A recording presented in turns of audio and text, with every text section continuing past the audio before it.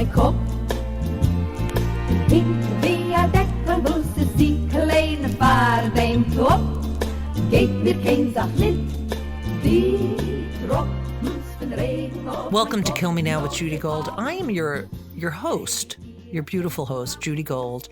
This week, I am so excited. I love this guy so much. I think he is the funniest person of our generation, and brilliant and kind, and just, you're going to have so much fun listening. I know. I had so much fun talking to him, and I could have kept going and going and going, but I'm not allowed to. So this week we have part one of my interview with Andy Borowitz, the genius, Andy Borowitz, and his new book, Profiles in Ignorance, is amazing. It's fucking great. So you gotta pick that book up. I'm not kidding.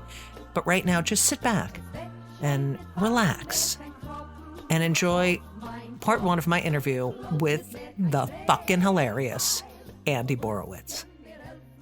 I just want to begin by saying, I can't believe you're on my podcast. You are, okay, this person, no, the audience doesn't know. Oh yeah, they do, because it's in the opening. But anyway, you are by far the funniest, smartest, satirist, humorist. Right. I can't get enough of you. If I could come back in another life, I just want like a tenth of your brain. I mean, 5 books that you wrote by yourself. This new book called Profiles in Ignorance is the best read. Everyone has to get this book. It is so fucking good. I couldn't put it down. And I wanted to text you, but then I was like, no, I don't want to ruin any. I just can't believe you're on my podcast. Ladies and gentlemen, we have the one and only Andy Borowitz. Woo! Judy, I feel, first of all, thank you. I feel like we should maybe close out the podcast right now. I feel we've peaked. We've peaked now. All right. And thank you so much for listening. Yeah, thanks for listening. I want that to be my ringtone as well. That what you just did was phenomenal. Like whenever I feel my serotonin level dip. You have no dip in serotonin.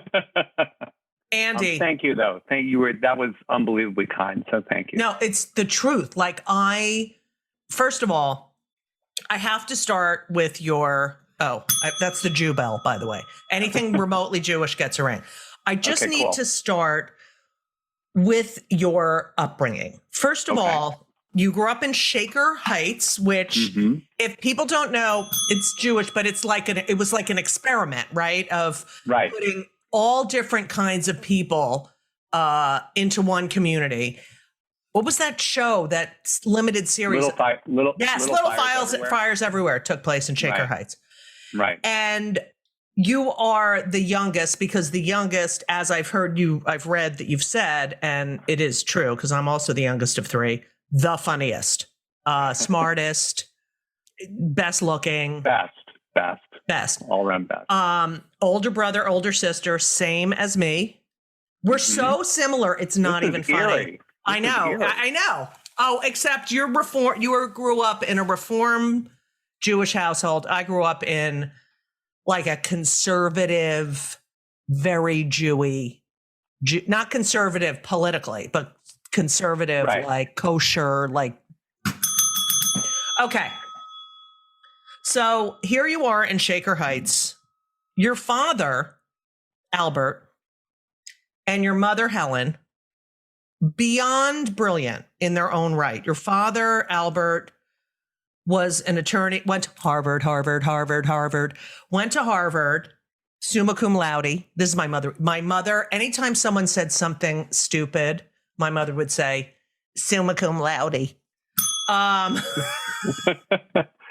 Or Phi Beta Kappa. Wait, that got the bell because it's your mother's voice and yes. she's Jewish? Okay. Yes. Okay. I just want to understand what the ground rules are. It seems like this bell is very easy to trigger, Judy. Yes, it is. And almost everything you say by definition is kind of Jewish. So you're saying it's on your nerves already? No. I love the bell. Okay, thank you. I mean, there's some podcasts where there's not a lot of bell. And but today, okay, so we're in the zone. Your father went to Harvard. I could do the bell for that because I did a little hard. Yeah. And he became an attorney, even though he spoke and read 8 foreign languages. And he became an attorney, but was fascinated with crime and became a crime writer, and coined the phrase psychological kidnapping. He also won the 1981 Cleveland Arts Prize for Literature at the age of 52. I can't even. Okay, so that's just your father. And then your mother, Helen, she went to the female Harvard, Radcliffe. Right. Do you love the movie Goodbye Columbus? I love the book. I think the movie had what, Richard Benjamin? Am I making that up? Or yes, it was Richard Benjamin, which I didn't think was a good. You know who I love? My favorite character in the book /movie is Ally McGraw, who's not Ally McGraw in the movie, but her brother. Hilarious. Right? He's always talking about like Mantovani or something like that. Yeah. Solana. It's like he likes the light classics. Yeah, I loved him. Classics. He was very funny in the movie. Yeah. Very funny. Whoever that guy was. Your mother was an art historian. Mm-hmm. She wrote 3 books. She was the associate curator of the Cleveland Museum of Art. One of her books came out after she passed. She also had a collection of antique clothing. And this is the house that you're growing up in. These 2 people, usually it's like in that time period, there's one, usually the dad, and then the mother's smart, but, she has other duties, DOODIES. Right. Yeah. What was it like growing up in that house full of intellectuals? Well, it's interesting you say my mom was kind of atypical in that era because that was like the 60s and 70s. And it's true, like a lot of women with her education were housewives. And that's kind of the way she started. Like in my early years, she had that mixing bowl, that electric mixer, master, and she was making all these great cakes. And then at some point she realized that she was kind of underemployed given how smart she was. And I think, I think what actually happened, I think I kind of inspired this because developmentally as a little kid, I was a little bit, I can tell you this, Judy, because no one else is listening. That's not true. I was a little on the slow side. Like I was very slow to do. No way. Yeah, I'm going to tell you this. Like this is because we're on, it's the Judy I have Gold 4 show. listeners. Yeah, I have 4 listeners. Yeah. No, that's not untrue. She went to a child psychologist. Now this is like in the 60s. So I don't know. Which no one did. No one did that. Did. Except she was a Jew from the Upper West Side of New York. So even then, people, you could just the Upper West Side of New York could get a bell. Wait, did she? When my mother grew up on the Upper West Side of New York too, but your mother was 7. Oh, I wonder if she went to school with my aunt. What part of the Upper West Side?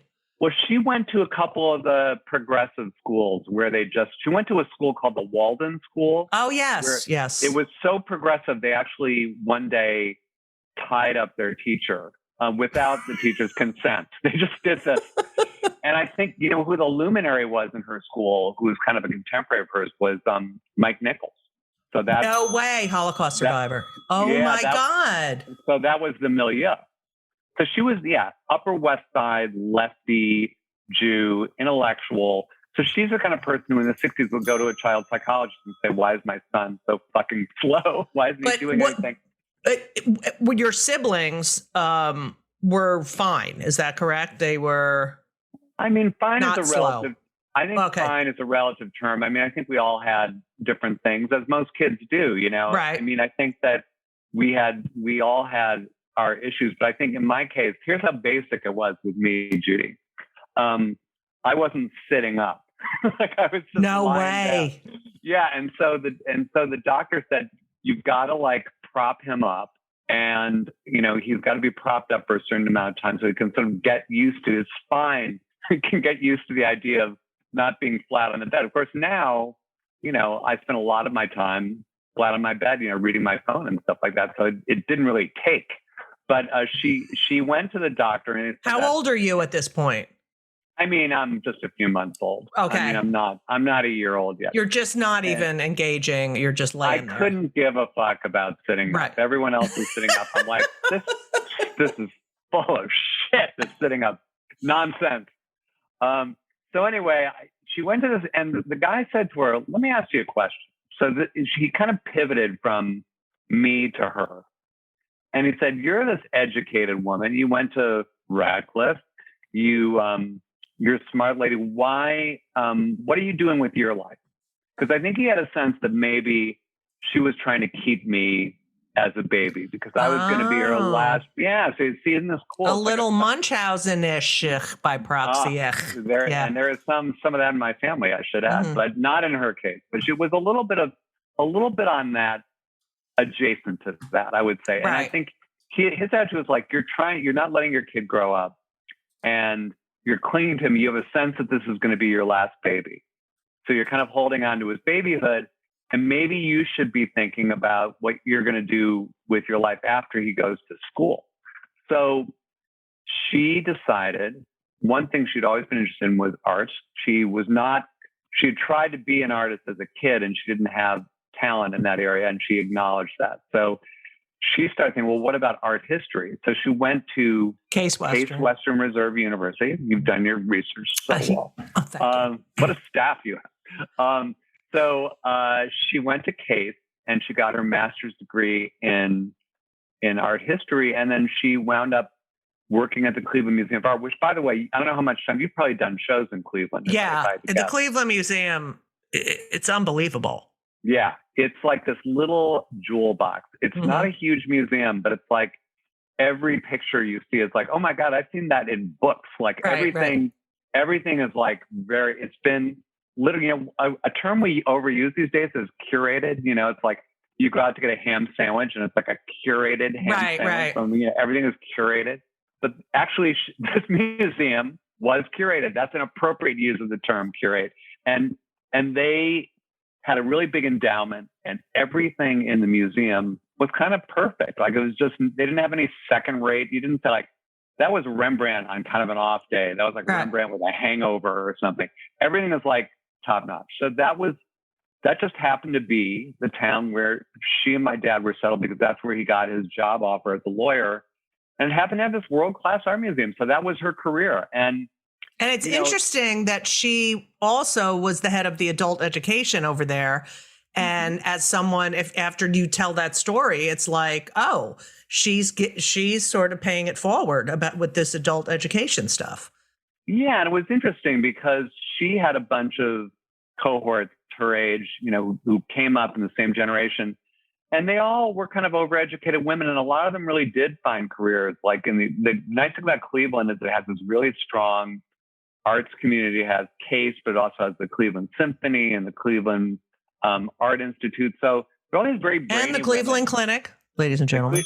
Yes, Cleveland Clinic, amazing. Actually, they have another good hospital called University Hospital, which successfully treated my dad for prostate cancer. So that's like, they're kind of like the second rate, the second rung hospital in Cleveland is not second rate at all, but this is like the less famous hospital. It's also an amazing hospital. What's so funny about that? I was doing one of my shows at a theater there, and it was right by University Hospital.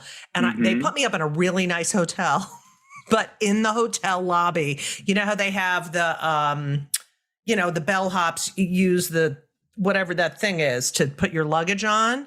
Yeah. Okay. So they put them in, they had the luggage carts, and then next to them, they had IV poles and wheelchairs. And I was like, oh, this is a fun hotel. And you could sort of settle into kind of assisted living, depending on how the show goes.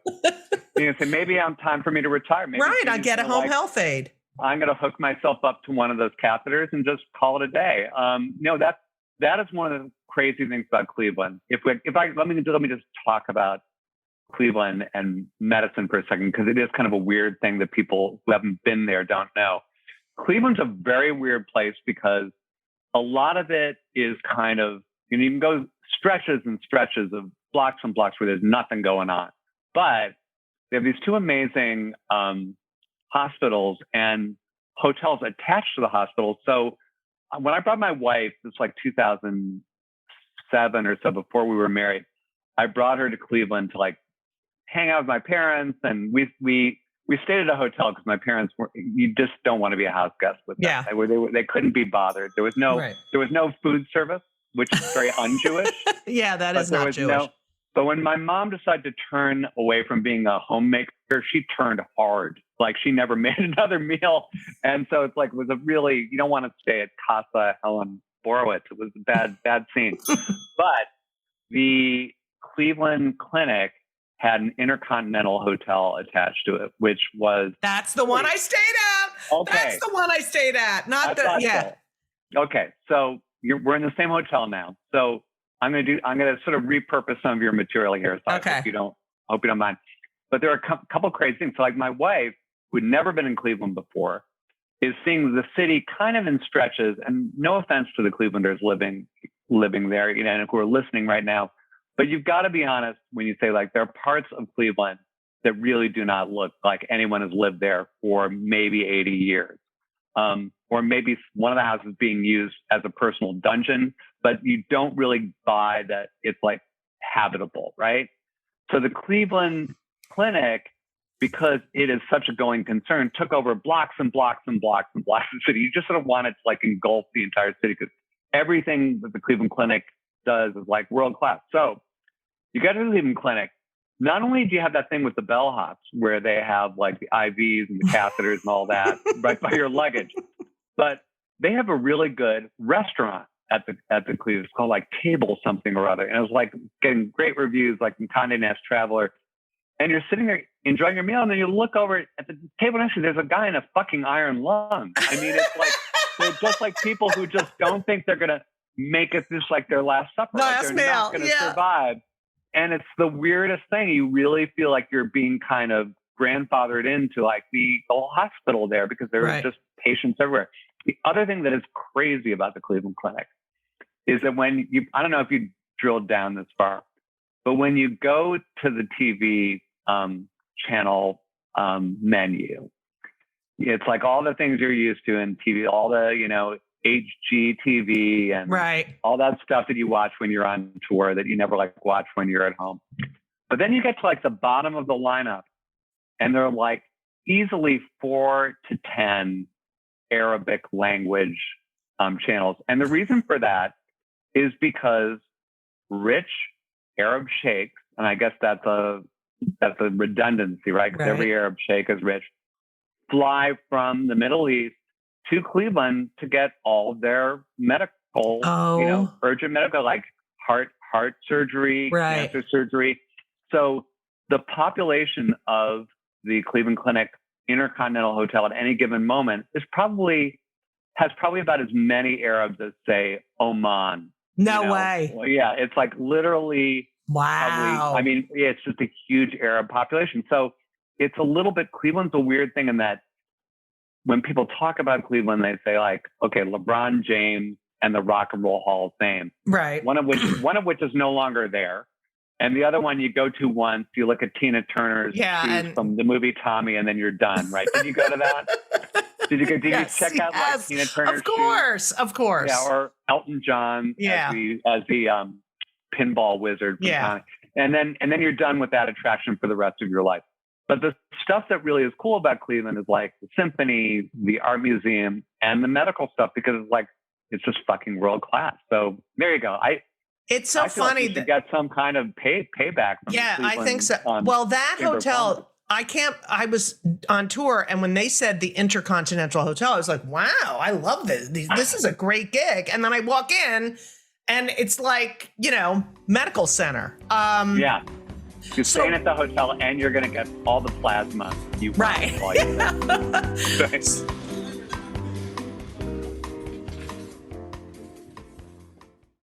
So did you sit up after that doctor's appointment?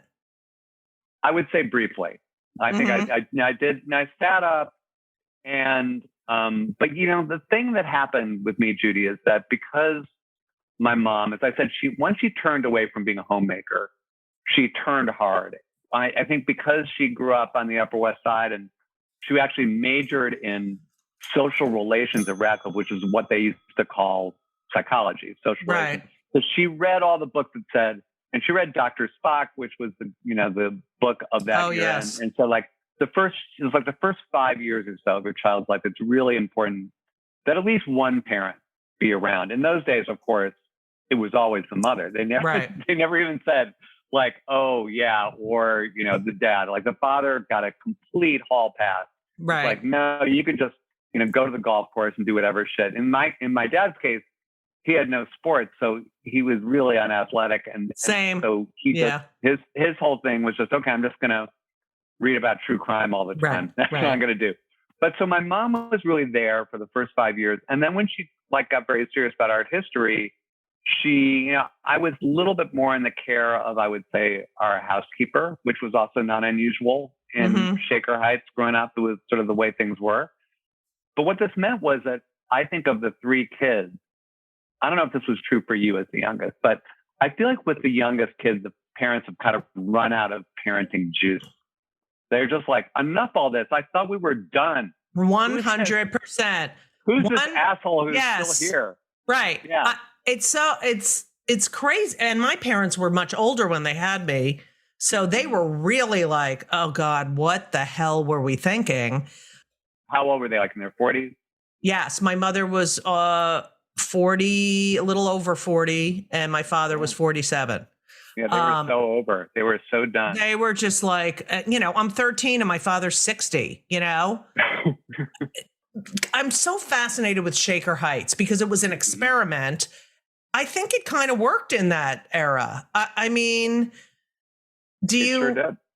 No, but it was cool. I mean, because, one of the impressions people get when they hear Shaker Heights, I think they think that sounds very ivory tower and it's very fancy. And there certainly were rich people there. I mean, a good friend of mine, her dad owned Jaguar Cleveland.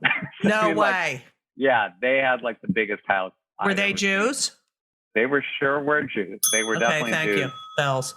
Selling British motor cars.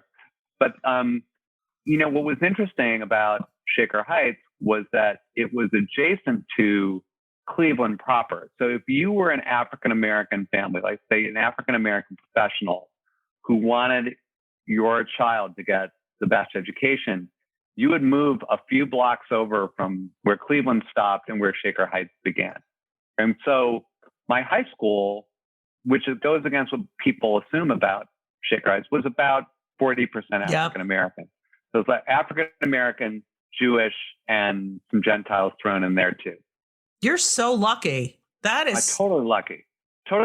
And I would say, everybody has beefs with their parents, and God knows I do. And, we've all been through therapy, so we got a chance to air them all. And also on podcasts, we can air them too. Yeah, that's true. Great thing. But one thing they really did right was moving to Shaker Heights, because my dad got a job offer in Cleveland. They did their homework, and I went to public school my entire childhood, and it was a great education, but it was also great education in, experiencing other people who aren't exactly like you. And one of the problems we have now is that even though there's so much diversity in our country, there isn't a lot of diversity in a lot of our sort of self-selected communities. People, absolutely. Especially I'm talking about white college-educated people. We congregate with each other. There are some exceptions, but I think to a I agree 100%. I'm doing research for a show I'm writing, and I just read that Paul Robeson, who worked a lot in the Soviet Union, he sent his son, Paul Robeson Jr., to boarding school in the Soviet Union when it was under communist control, because he wanted his kid to know what it was like not to be judged by the color of his skin. Interesting. Isn't that fascinating? I mean, and then the kid ended up marrying a Jew. Oh my God. And Stalin's daughter was in his class, Stalin's daughter. That is crazy. Yeah. But it's just, the whole, I've heard you, speak about Shaker Heights and the fact that it was so diverse and how it affected you. And it's, I feel like you're so lucky, although unlucky because when you were in 7th grade, you were 87 pounds. I actually just brought this up the other day because my daughter is just entered 7th grade. Is this Madeline? Maddie, yeah. Yeah. You remember when she was a little baby. Yeah. I showed the pictures. Maddie just entered 7th. So I told that story. It's funny that weight was just seared into my mind, obviously, because I remembered it, the other day when we were talking about starting 7th grade. Yeah, I was very scrawny. And I inherited all my father's athletic prowess. I was just terrible. Anything involving a ball was really out of the question. And that, unfortunately, takes a lot off the table. But were you bullied? I mean, yeah. You were? I have this whole fantasy that Shaker Heights was like, no, I was so fucking bullied too, but so it did. So it was like a regular high school. Yeah, but I mean, you can't engineer out how horrible children are. Right. That's the one thing that, although I must say, I feel like I live in New Hampshire, which is, an unexpected turn that my life has taken. But my daughter, I would honestly say she is surrounded by super nice kids. And it's very alien to me because I think especially I can't speak to your experience growing up as a girl, but for me, like I felt like boys, especially in middle school, they express their dominance totally physically. Oh, like, absolutely.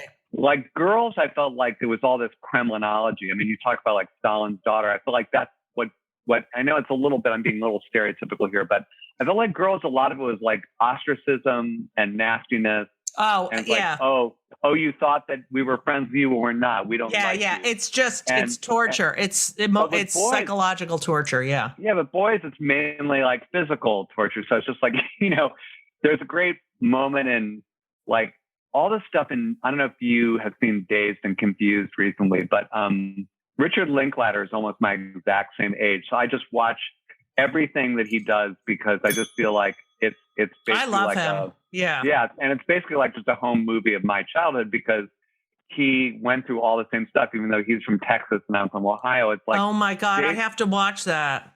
Dazed and Confused takes place on the last day of high school of the class of 76 of my class and his class. And so, but there's like moments in that where like just you're walking down the hall and like a kid like just threatens to punch out another kid. And it's like, oh my God, it just brought it back to me because that to me is the way dominance is established among boys. It's all physical.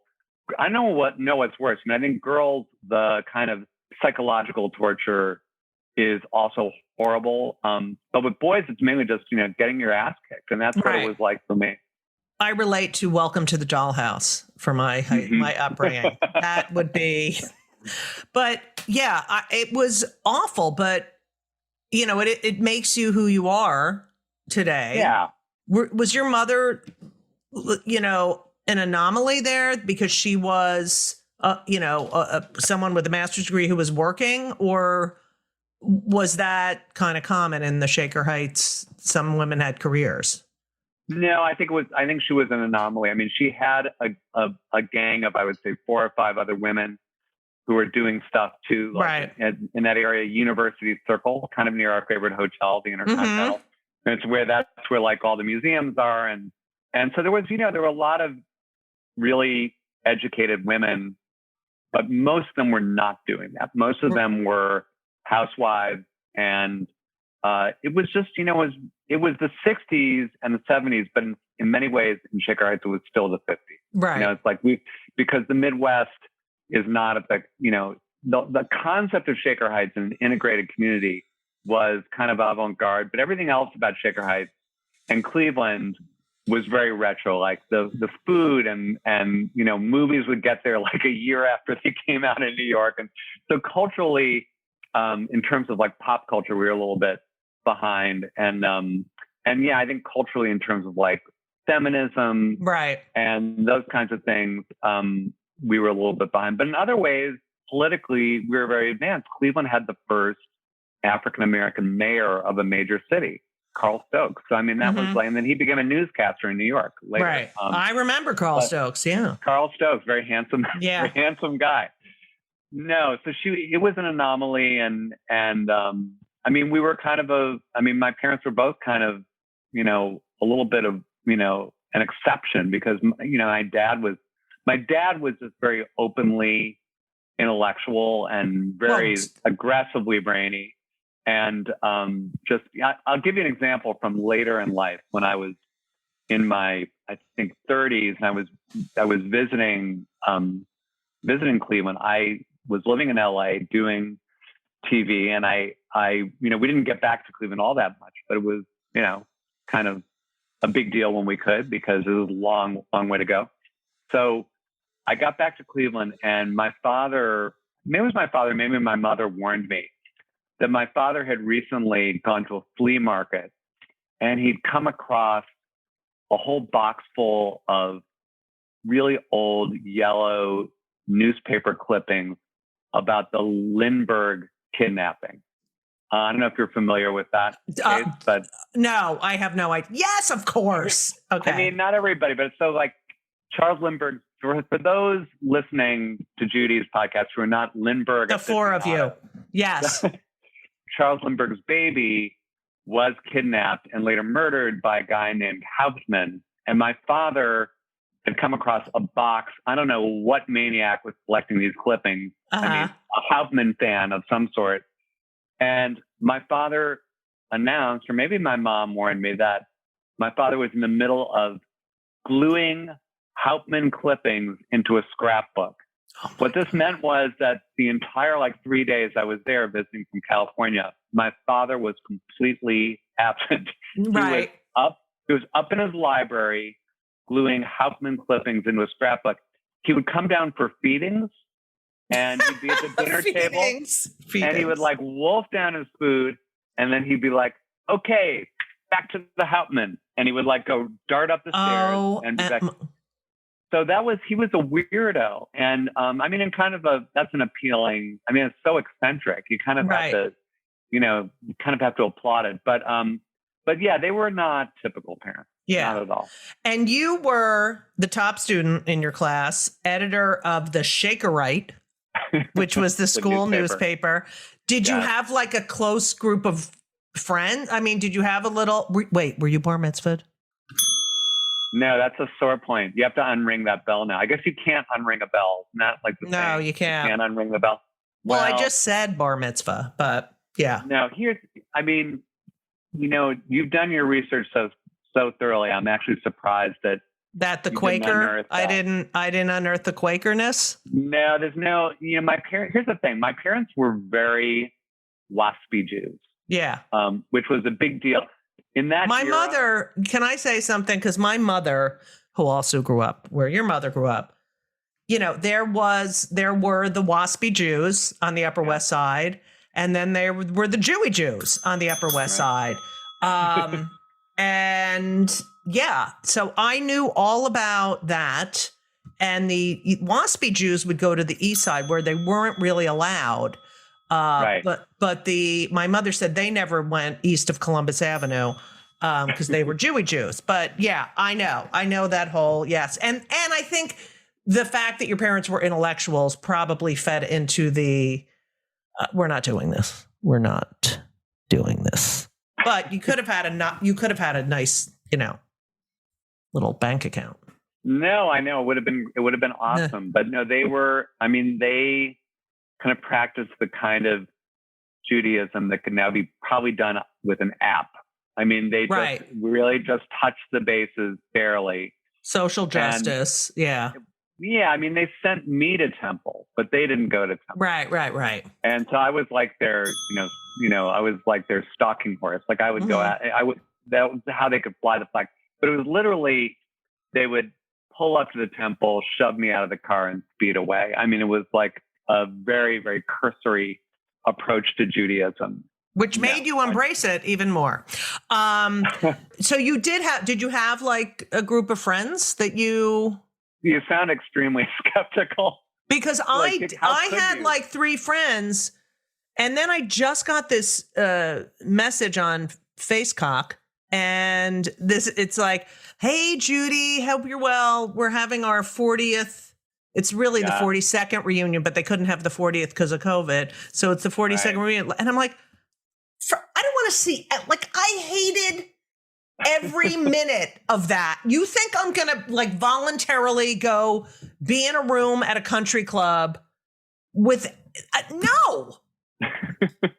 So, yeah. But you had a group though, right? Didn't you have I had like a group. I don't talk to any of them, but there were a couple of like 3 or 4, and we were all just misfitty. Yeah. Not, yeah. But I was really funny. Did. Yeah. I mean, I really did have a group. I can sort of like you, I'm not really in touch with them anymore, yeah. But high school was, I mean, I really felt like I had my place because I was doing a lot of extracurriculars. I mean, right. You probably did theater, right? You were in the theater. I was in the band and the orchestra. Oh, you were an instrumentalist. Yes. What was your instrument? Clarinet and piano. And the problem was that I wanted to be on the basketball. I mean, I tried out for the basketball team in 7th grade, and the coach said I was too tall and it wouldn't be fair to the other players. I swear to God. And that was it. So I was just a band nerd. But yeah, music. I was all into music. Yeah, and I couldn't be in the school play because I was too tall. Wow.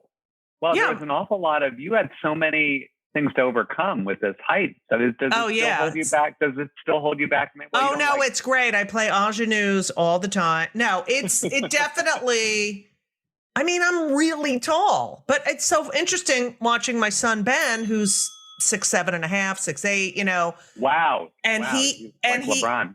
Right. And he's an athlete, but people would come up to me when he was little, well, you know, and he was twice the size of all the other kids. And they're like, wow, he's tall. Thank God he's a boy. And I'm like, I'm right here. Like, what the heck?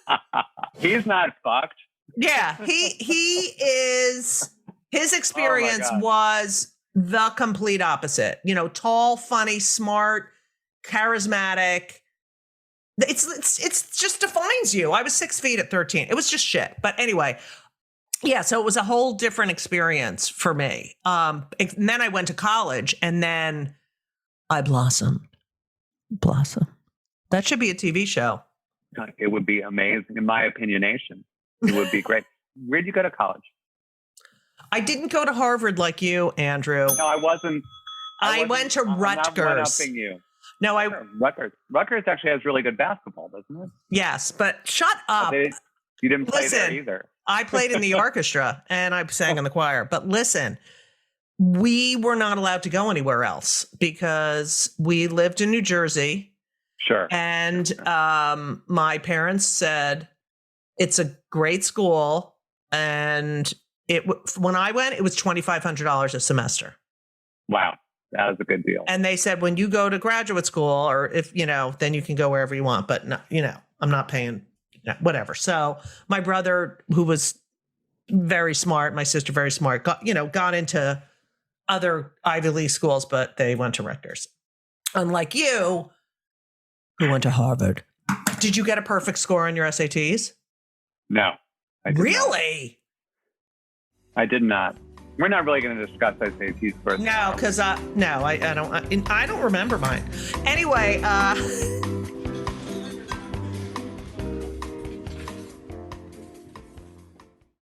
so you graduate, you have a bunch of friends, you go to Harvard. I think your brother Peter also went to Harvard. Your sister went to Simmons. That was like an FBI dossier. I know, right? Your father would have loved me. I got all the information.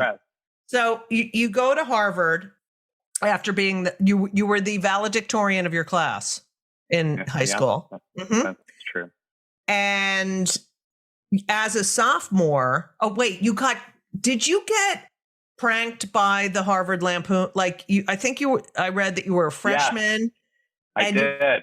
And you got pranked by the Lampoon. Yeah, which I later became a member of. Yes, it was a really funny prank, and I was first of all, one thing you have to know about me, Judy, is that I am a real rube. I think that's a word that has to come back. But I like playing pranks on people, but I am also really great fodder for any kind of prank. I am a complete mark when it comes to pranks. Same. So I'm very trusting. I'm gullible. I am. I'm like, really? Yeah. Yeah.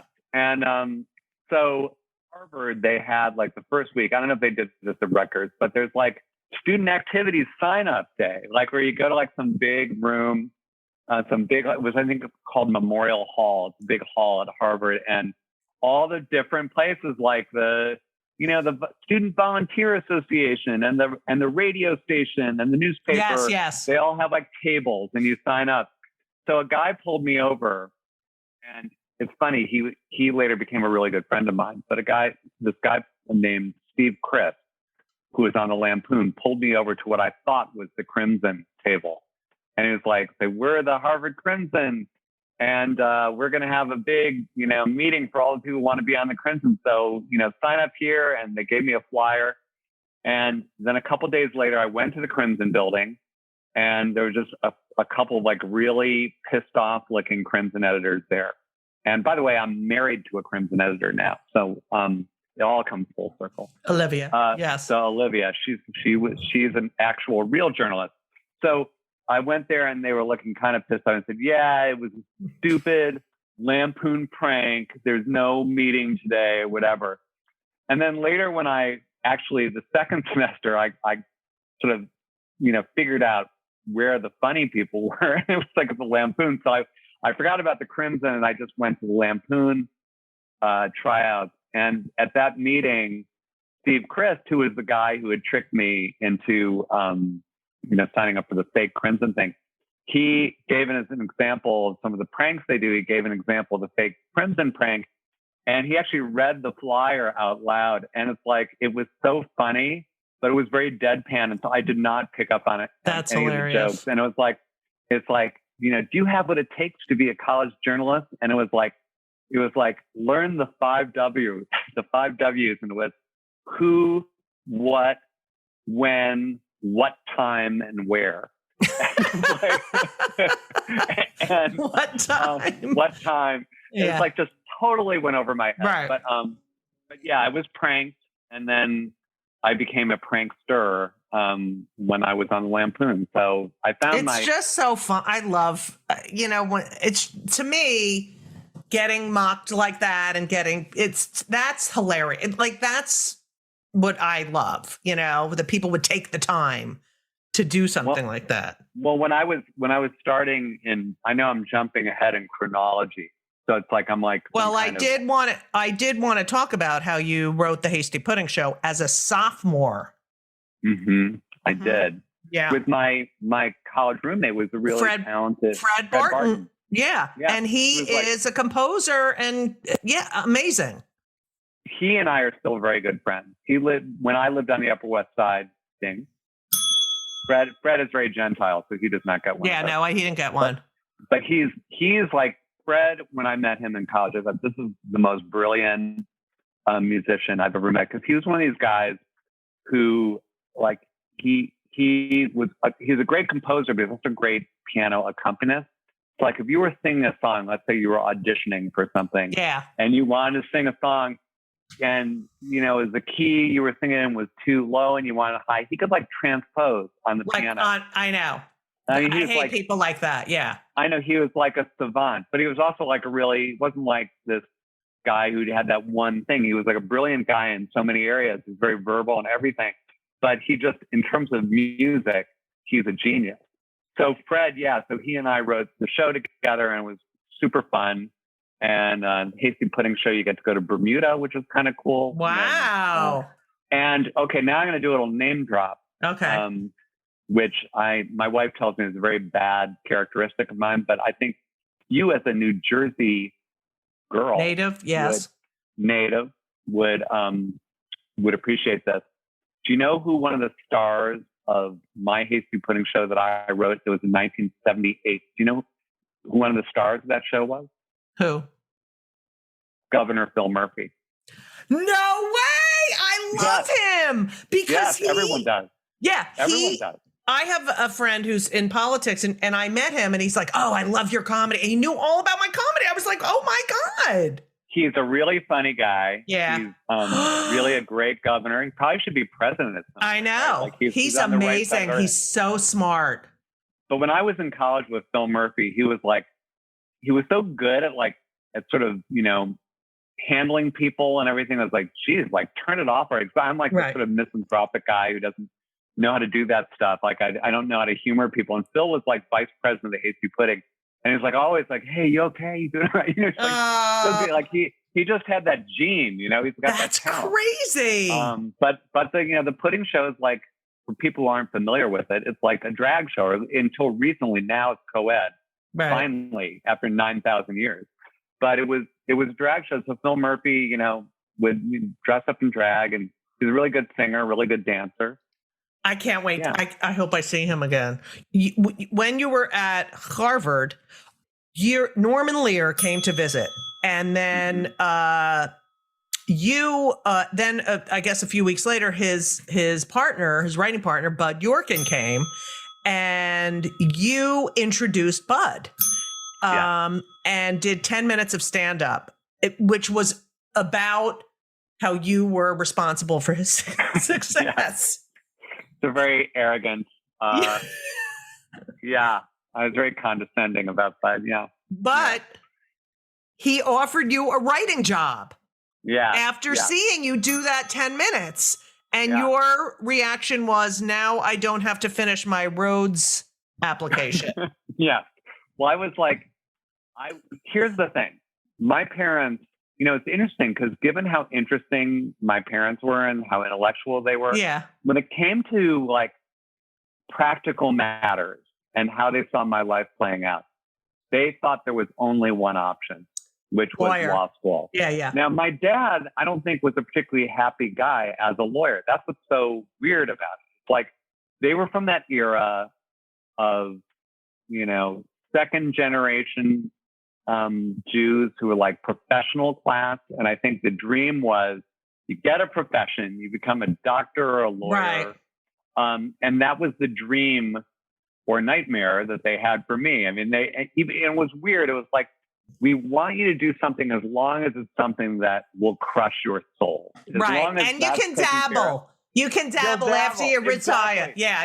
Exactly. Or, what was crazy was that my mother, they knew like I was in all the school plays because I'm a ham. And, this is what happens to hams. They wind up going into comedy. But I was in all the school plays. I was in the musicals because I could sing and all that stuff. And I was really into like the idea of being a performer. Mm-hmm. And my mother was like, there were two things. She said, well, you should consider becoming an entertainment lawyer because it's the same thing. It's the same thing as being an Now, I don't know how many entertainment lawyers you've hired in your career, but that does not look like tremendous fun. No. That's really not like, at no point do you belt out a song. But they were saying like, I remember my mother saying, you could use all your performing skills because you get to present your case to the jury. Now, like, okay, what? Can I ask, what?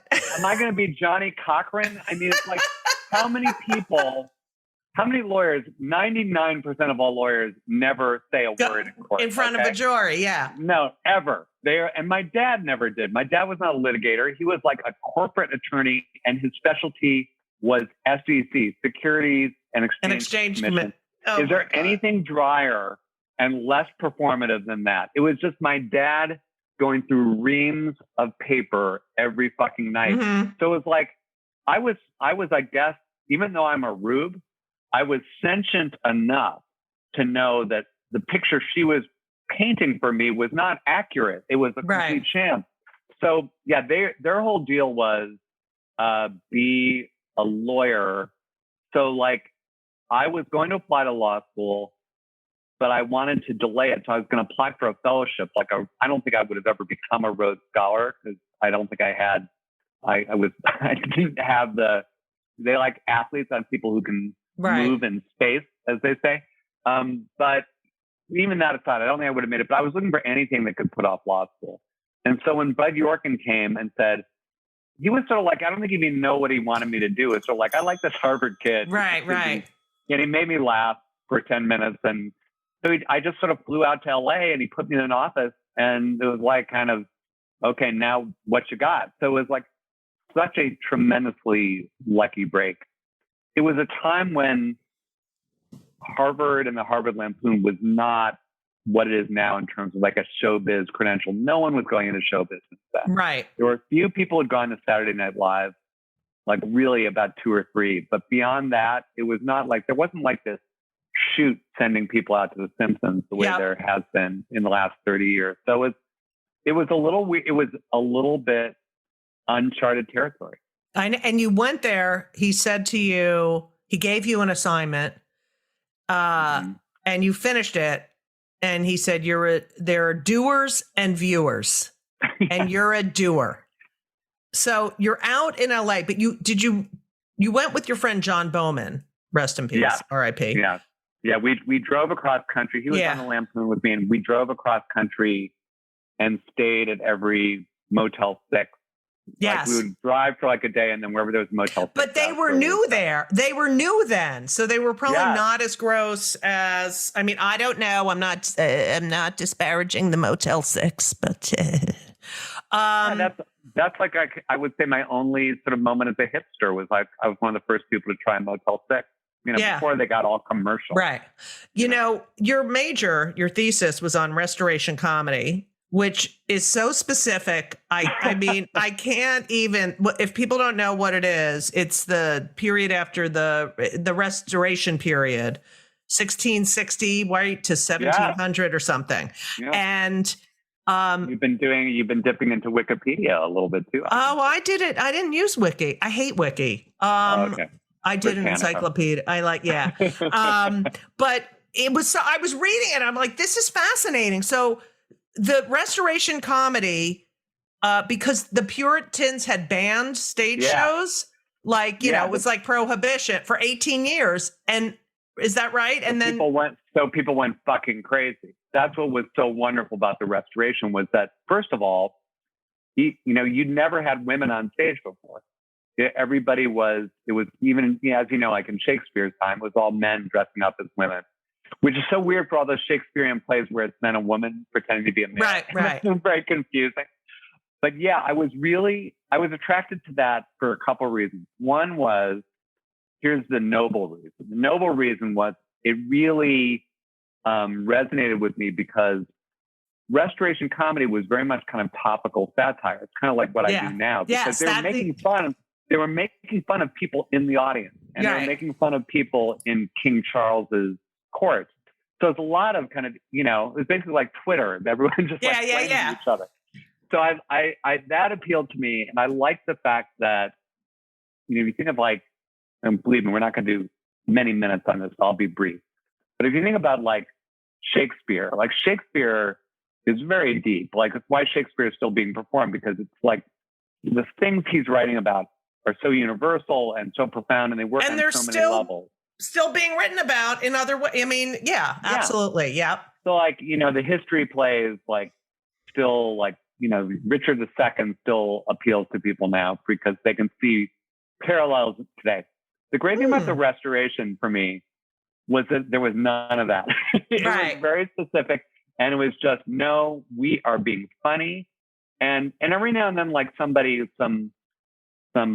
academic would try to elevate restoration comedy. I thought very unsuccessfully. And I was like, dude, no, this is just really funny writers, and it's very broad and it's very dirty. And, it was filthy. Inappropriate. Things like The Country Wife, where, it's like all about having sex. And that's always about. So that's sort of the philosophical reason I was attracted to it. The more, I would say, cynical reason I was attracted to it was because it was held in such disrepute. Nobody on the Harvard faculty was an expert in restoration comedy. So when it came time to grade my thesis, they were probably like, whatever. Wow. It's like, whatever you say, Andy. What were Albert and Helen? Hey, Brett, this is the phone call. Hello. What's your thesis about? What? Albert! Get up! Pick up the phone! I can't even imagine. But you got to look it up. It's fascinating. It really is fascinating. And it is what you do. Thank you so much for listening to Kill Me Now, part 1 of my interview with the one and only Andy Borowitz. How fucking hilarious is he? Seriously, genius. Anyway, this podcast is produced by Laura Vogel, edited by Colin Schmaling, and everything else for the podcast and my life is performed by the one and only Brittany Jo Sowards. If you are listening or a new listener, please subscribe and leave a review. Please. I need 5 stars. I need more people to listen so I can actually, I know I keep threatening, but it's getting closer, people, where it's just not feasible. So please give me 5 stars and tell everyone about my podcast. Also, get my book. Yes, I can say that. When They Come for the Comedians, We're All in Trouble. I've been saying this for 2 fucking years. So if you haven't gotten it, get it. Okay? It's becoming a show. A theater show. Anyway, I have some wonderful upcoming dates. On October 2nd, I will be at the Bell House in Brooklyn. And I'm very excited about October 6th. I'm at the Wall Street Theater. I think it's in Fairfield. It's somewhere. It's in Connecticut. With Jessica Curson, my friend Jessica Curson. And then I'm going to be in Provincetown for Women's Week, October 11, 12, and 13. So, and October 19th, I'm interviewing the one and only Phil Rosenthal. Oh, and I should do one for Jessica Curson. And I should do the one for Brooklyn, the Bell House in Brooklyn. I'm interviewing Phil for the Stryker Center for his new book that's out. That's fucking great, too. And then on October 22nd, I'll be in Fort Lauderdale at the Sunshine Cathedral Center for the Performing Arts. I'm doing that for Florida because there's a lot of Jews in Florida. Anyway, that's about it. I hate Lindsey Graham. I just want to say that. I hate his fucking guts. And I hate all these men who think that they can make decisions for women. I just can't fucking believe it. But I'm not going to get aggravated right now. I am aggravated. I am aggravated and it's fucking annoying. Anyway, if your blood isn't boiling over this assault on women, I can't be your friend anymore. We're just done. Also, I gotta sleep. I haven't been sleeping because I've been under a lot of stress and pressure. But I'm gonna go to sleep now. I'm not kidding. I'm recording this closer right before I go to bed. First of all, if you're still listening, I love you so much. I have love in my heart and my soul. I want you to have, if you're also listening to this, I don't know how anyone could listen to this before they go to bed because my voice is so annoying. But if you are, I hope you have sweet dreams. Yeah, I don't know what else to tell you, except I really do appreciate you, even though I can't see you. You know, follow me on Twitter, Instagram, TikTok, at Judy Gold, JAWDYGOLD, because I'm a Jew. And, God, can you tell I'm a little giddy and I'm exhausted? Because I'm just going on and on and on. It's so fucking annoying. All right, I'm going to brush my teeth and floss and take off my makeup. And as we always say, so long.